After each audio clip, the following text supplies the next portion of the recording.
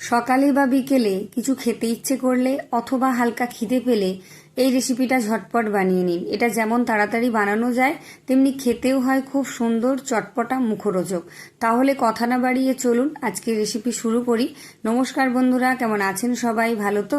পাপিয়ার ঘরোয়া চ্যানেলটিতে সকলকে জানাই স্বাগত। আজকের রেসিপি তৈরি করার জন্য প্রথমেই আমি এই কাপ মেপে 1 কাপ পাতলা চিড়ে নিয়েছি। আর চিড়েটা কিন্তু একটু পরিষ্কার দেখে নেবেন।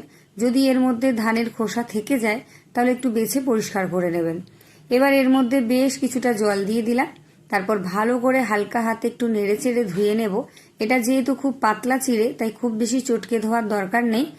এটাকে আমি 2 বার মতো ধুয়ে জলটাকে ফেলে দিয়েছি। দেখুন চিড়ের মধ্যে একটুও জল নেই, যেটুকু জল আছে এই জলেতেই চিড়েটা পুরোপুরি নরম হয়ে ভিজে যাবে। এটাকে আমি ঢাকা দিয়ে রেখে দিচ্ছি কিছুক্ষণের জন্য। এদিকে একটা কড়াই বসিয়ে আমি দিয়ে দিলাম 1 টেবিল চামচ মতো সর্ষের তেল। তেলটা গরম হয়ে গেছে। এখানে নিয়ে নিয়েছি আমি 1/2 চামচেরও একটু কম গোটা ধনে।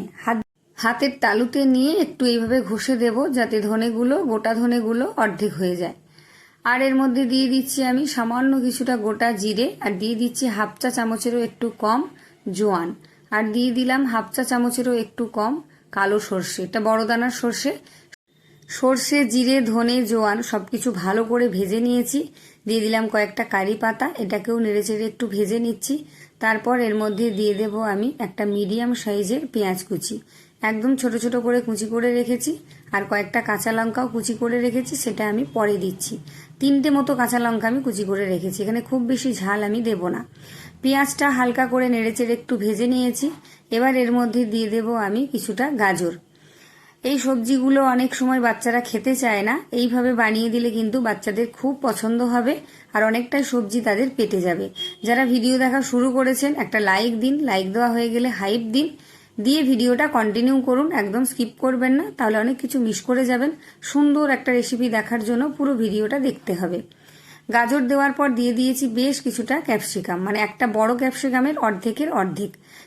সবজিগুলো একদম হালকা আছে নেড়েচেড়ে ভেজে নিয়েছি। এবার দিয়ে দিলাম সামান্য নুন আর 3টে কাঁচা লঙ্কা কুচি, আর দিয়ে দিলাম 1 টেবিল চামচ আদা থেতো করে রেখেছিলাম, আর দিয়ে দিলাম 1/2 চা চামচ জিরের গুঁড়ো, 1/2 চা চামচ ধনের গুঁড়ো, আর দিয়ে দিচ্ছি আমি 1/2 চা চামচ এখানে এভারেস্টের চিকেন মশলার গুঁড়ো। এটা আপনারা ম্যাগি মশলাও দিতে পারেন চিকেন মশলা না দিয়ে। আর যদি নিরামিষভাবে বানান তাহলে এখানে পেঁয়াজটা স্কিপ করতে পারেন। ভালো করে নেড়েচেড়ে লো আছে আমি সবকিছুকে ভেজে নেব। এমনভাবেই ভাজবো যেন ক্রাঞ্চি ভাবটা থাকে অথচ একটু নরমও হয়। ভালো করে নেড়েচেড়ে এটাকে ভেজে নিতে হবে। যারা ভিডিও দেখছেন যদি ভালো লাগে তাহলে অবশ্যই এটা কমেন্ট করে যাবেন, আর কে কোথা থেকে দেখছেন অবশ্যই কমেন্টে জানিয়ে যাবেন। আপনাদের প্রত্যেককে ধন্যবাদ জানাতে পারবো। সামান্য একটু হলুদের গুঁড়ো দিয়ে দিলাম, দিয়ে আবারও একটু নেড়েচেড়ে নিচ্ছি। এবার গ্যাসটাকে আমি বন্ধ করে দেব। আর বেশিক্ষণ এটা ভাজার প্রয়োজন নেই, ঠিক এই রকম একটু ক্রাঞ্চি ভাব রেখেই এগুলোকে আমি ভেজে নেব। আদার কাঁচা গন্ধও চলে গেছে আর সমস্ত মশলা খুব ভালো করে ভাজাও হয়ে গেছে। এবার ওপর থেকে দিয়ে দিলাম বেশ কিছুটা ধনেপাতা কুচি, ভালো করে একটু নেড়েচেড়ে মিশিয়ে নিচ্ছি। এর রংটা কিন্তু একদমই চেঞ্জ হয়নি, দেখেই বুঝতে পারছেন। এবার এটাকে একধারে আমি ঠান্ডা হতে রেখে দিয়েছি। এদিকে যে চিড়েটা আমি ঢাকা দিয়ে রেখেছিলাম সেটা নিয়ে নিয়েছি। দেখুন খুব ভালো করে কিন্তু ভিজে গেছে, একটুও জল নেই। এই জলেই কিন্তু চিড়েটা খুব সুন্দরভাবে সফট হয়ে গেছে। হাত দিয়ে ভালো করে এইভাবে একটু ঝুরঝুরে করে দিচ্ছি। এটা খুব হেলদি, খুব কম তেলে হয়, খেয়ে দেখবেন খুব ভালো লাগবে আপনাদের। এখানে 1.5 খানা আলু আমি আগে থেকে সেদ্ধ করে রেখেছি, দিয়ে দিলাম এর মধ্যে। এবার এখানে দিয়ে দেব আমি আন্দাজ করে নুন, 1/2 চামচেরও একটু কম নুন দিলাম। আর যেটা অবশ্যই দেবেন সেটা হচ্ছে 1/2 চামচ চাট মশলার গুঁড়ো, এটাকে আরও বেশি চটপটার মুখরোচক তৈরি করবে, এটা অবশ্যই দেবেন। এবার কাঁটা চামচ দিয়ে সব কিছুকে খুব ভালো করে একটু এইভাবে মিশিয়ে নেব। আলু সেদ্ধটাও খুব ভালো করে ম্যাশ হয়ে যাবে, চিড়ের সাথে মিশেও যাবে। এইভাবে একটু মিশিয়ে নিতে পারেন বা হাত দিয়েও আপনারা মিশিয়ে নিতে পারেন। এবার ভেজে রাখা সমস্ত সবজিগুলো এর মধ্যে দিয়ে দিচ্ছি। এইভাবে যদি একবার বানিয়ে নেন তাহলে একটা দুটোতে কিন্তু মন ভরবে না, অনেকগুলো খেতে ইচ্ছে করবে, এতটাই মুখরোচক আর টেস্টি হয়। সব কিছুকে বেশ ভালো করে একটু মিশিয়ে নিতে হবে যাতে কোথাও কোনো দলাভাব না থাকে। সুন্দর করে মিশে গেলে তবেই এটা খেতে ভালো লাগবে। আমি একটু হাত দিয়ে ভালো করে মিশিয়ে নিচ্ছি। আমি স্প্যাচুলা দিয়ে মেশাচ্ছিলাম কিন্তু মনে হলো যেন হাত দিয়ে মেশাতেই বেশ ভালো হয়। ভালো করে মিশিয়ে নিয়েছি। এবার অল্প অল্প করে নিয়েছি হাতের মধ্যে, ছোট্ট ছোট্ট বলের আকারে তৈরি করে নেব। খুব বেশি বড় করার দরকার নেই, একদম ছোট ছোট করে তৈরি করবেন। এইভাবে তৈরি করলে বেশ অনেকগুলো টিফিন কিন্তু তৈরি হয়ে যাবে। এটা টিফিন, ব্রেকফাস্ট বা স্ন্যাক্সও আপনারা বলতে পারেন। আমি এইভাবে সমস্ত ডো থেকেই ছোট ছোট বলের আকারে তৈরি করে নিচ্ছি।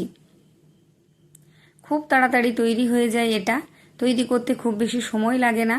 যারা ফেসবুক থেকে দেখছেন, যদি আমার ভিডিও ভালো লাগে তাহলে অবশ্যই পেজটি ফলো দিয়ে দেবেন, একটা লাইক দেবেন আর কমেন্ট করে জানিয়ে যাবেন যে আমার ভিডিওটা কেমন লাগলো। আর আপনারা অবশ্যই বাড়িতে খেয়ে আমাকে কমেন্ট করে জানিয়ে যাবেন, দেখবেন কতটা সুন্দর লাগে। সবকটা বল এখানে আমি তৈরি করে নিয়েছি। চলুন এগুলোকে এবার আমি এক ধারে রেখে দিচ্ছি। এখানে নিয়েছি আমি হাফ কাপেরও কম একটু গোটা চিঁড়ে, এটাকে মিক্সির বাটির মধ্যে দিয়ে আধ ভাঙা করে গুঁড়ো করে নেব। একদম মিহি গুঁড়ো কিন্তু করব না। এদিকে একটা বাটির মধ্যে আমি 2 থেকে 3 টেবিল চামচ মতো ময়দা নিয়েছি। এর মধ্যে দিয়ে দিলাম 1 চিমটি মাপের নুন, 1 টেবিল চামচ চিলি ফ্লেক্স আর দিয়ে দিলাম বেশ কিছুটা ধনেপাতা কুচি। শুকনো উপকরণগুলো প্রথমে একটু ভালো করে মিশিয়ে নিতে হবে। তারপর এখানে অল্প অল্প জল দিতে হবে, দিয়ে একটা ব্যাটার তৈরি করতে হবে। প্রথমেই যদি অনেকটা জল দিয়ে দেন তাহলে এটা দলা পাকিয়ে যাবে, ব্যাটারটা তৈরি করতে অনেকটাই সময় লেগে যাবে। তাই অল্প অল্প করে জল দিয়ে ভালো করে একটু মিশিয়ে নেবেন। আর এই ব্যাটারটা কিন্তু খুব বেশি পাতলা হবে না, একটু ঘনর দিকে হবে। আমি দেখিয়ে দিচ্ছি যে কতটা পাতলা বা ঘন করবেন। দেখুন এখানে আমি হাফ কাপেরও কম জল নিয়েছি, পুরো জলটাই দিয়ে দিলাম। জলটা কিন্তু অবশ্যই বুঝে শুনে দেবেন। এই দেখুন ঠিক এই রকম ঘনত্ব করে তৈরি করে নিতে হবে, দেখেই বুঝতে পারছেন। এবার এটাকে আমি একধারে রেখে দিচ্ছি। চিড়েটা আমার এখানে গুঁড়ো করা হয়ে গেছে, একটা প্লেটের মধ্যে ঢেলে নিচ্ছি, দিয়ে দেখিয়ে দিচ্ছি। দেখুন চিড়েটা কিন্তু আমি খুব বেশি মিহি করে গুঁড়ো করিনি, একটু আধ ভাঙা রেখেই এটাকে গুঁড়ো করেছি। এবার এক একটা বল ওই ব্যাটারের মধ্যে দিয়ে ভালো করে একটু ডুবিয়ে নিতে হবে। তারপর এটাকে তুলে গুঁড়ো করা চিড়ের মধ্যে দিয়ে একটা কোটিং করে নিতে হবে। এইভাবে তৈরি করে নিলে ভীষণ মুচমুচে হবে, মানে বাইরেটা মুচমুচে হবে আর ভেতরটা হবে একদম জুসি। এইভাবে আমি একটা বল তৈরি করে নিচ্ছি। দেখুন একটু কোট করে নিতে হবে, এক্সট্রা যেগুলো থাকবে চিড়ের গুঁড়ো সেটা ঝেড়ে ফেলে দেবেন। একটা তৈরি হয়ে গেছে, আমি আরও একটা তৈরি করে দেখিয়ে দিচ্ছি আপনাদের বোঝার সুবিধার জন্য। যারা আমার চ্যানেলে প্রথমবার ভিডিও দেখছেন, যদি ভালো লাগে আমার ভিডিও তাহলে অবশ্যই চ্যানেলটা সাবস্ক্রাইব করে পাশে থাকা বেল আইকনটি প্রেস করে অল করে রাখবেন। আমার ভিডিও নোটিফিকেশন সবার আগে আপনার কাছে পৌঁছে যাবে। আর অবশ্যই সবার মধ্যে একটু শেয়ার করে দেবেন, যাতে তারাও এরকম সুন্দর সুন্দর রেসিপি তৈরি করে নিজেরাও খেতে পারে, বাড়ির সবাইকে খাওয়াতে পারে। যারা নতুন বন্ধু বা পুরনো বন্ধু আমার পুরো ভিডিওগুলো দেখেন তাদেরকে অসংখ্য ধন্যবাদ। বলগুলো ওদিকে আমার রেডি হয়ে গেছে। এদিকে আমি একটা আপ্পে প্যান নিয়ে নিয়েছি, অল্প অল্প করে সাদা তেল দিয়ে দিচ্ছি। খুব বেশি তেলের প্রয়োজন নেই, তেলের পরিমাণটা আপনারা দেখেই বুঝতে পারছেন যে কতটা করে তেল দিয়েছি। একদম এক ফোঁটা করে তেল দিয়ে প্যানের গর্তগুলো খুব ভালো করে আমি বুলিয়ে নিয়েছি। এবার একটা একটা করে টিফিন দিয়ে নিয়েছি, যেগুলো বাকি আছে আমি পরের ব্যাচে ভেজে নেব। এবার একটু উল্টে পাল্টে দেবো, তবে গ্যাসটাকে কিন্তু একদম লোতে রাখতে হবে, গ্যাস বাড়িয়ে দিলেই কিন্তু পুড়ে যাবে। হালকা হালকা করে এইভাবে উল্টে পাল্টে দেবো আর অল্প অল্প করে তেল ছড়িয়ে ছড়িয়ে ভাজবো। খুব বেশি তেলের প্রয়োজন নেই, হালকা আছে এক ফোঁটা করে তেল ছড়িয়ে এগুলোকে একটু মুচমুচে করে ভেজে নিতে হবে। ওপরটা হবে একদম মুচমুচে আর ভেতরটা ভীষণ খেতে সুন্দর লাগবে। একবার বানিয়ে খেয়ে দেখবেন, তারপর আমাকে কমেন্ট করে যাবেন। ভীষণ ভালো হয়, টেস্টি হয়, বাচ্চা বড় প্রত্যেকের ভালো লাগবে। এইভাবে দেখুন আমি উল্টে পাল্টে নিয়েছি আর বেশ লালচে লালচে করে ভেজে নিচ্ছি। এখানে দেখুন প্রত্যেকটা স্ন্যাক্স বা টিফিন কিন্তু আমার ভাজা হয়ে গেছে, প্রতিটাই কিন্তু একটু লাল লাল করে আমি ভেজে নিয়েছি।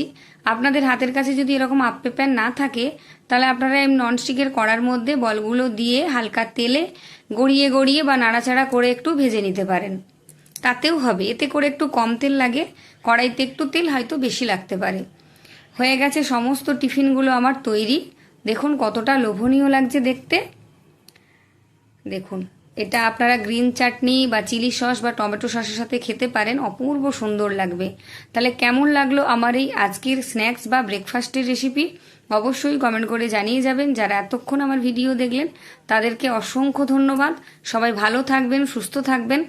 আবার দেখা হচ্ছে অন্য কোনো দিন অন্য কোনো রেসিপি নিয়ে। ততক্ষণ আমার সাথে থাকুন, পাশে থাকুন, লাইক, কমেন্ট, শেয়ার আর সাবস্ক্রাইব করে দিন। ফেসবুক থেকে দেখলে পেজটি ফলো দিয়ে দিন।